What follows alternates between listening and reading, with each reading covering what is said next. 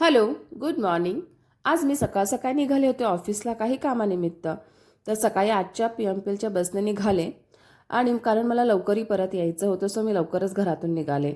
आणि रिटर्न येताना मला डायरेक्टली बस नाही भेटली, सो मी उतरले पुणे स्टेशनला आणि तिथून मी रिक्षाने यायचं ठरवलं.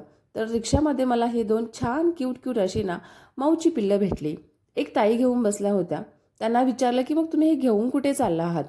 ते बोलले की माझ्या माहेरी द्यायचं आहे आईकडे. त्यांच्या भाचीला सुद्धा माऊ खूप आवडते. आणि मी विचारलं की मग तुम्हाला घरी द्यायचंच आहे, थोडेसे मोठे झाल्यावर द्यायचं होतं ना, कारण खूप लहान आहेत आणि त्यांच्या आईपासून दूर का केलं?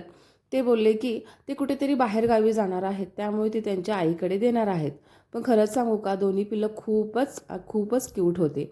मी पोचले माझ्या स्टॉपला आणि मग मला घ्यायला शार्वी आणि तिचे पप्पा आले.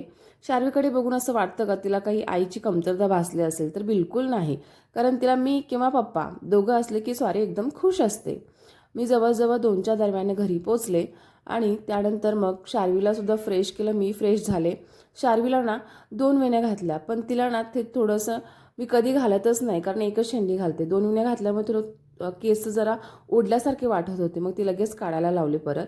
आणि मग संध्याकाळी थोडंसं खाली जाऊन फिरून आलो आणि रात्री झोपताना तिला पप्पांचे हेडफोनच घालायचे होते. थोड्या वेळाने ती झोपली. असा होता माझा दिवस. Bye bye.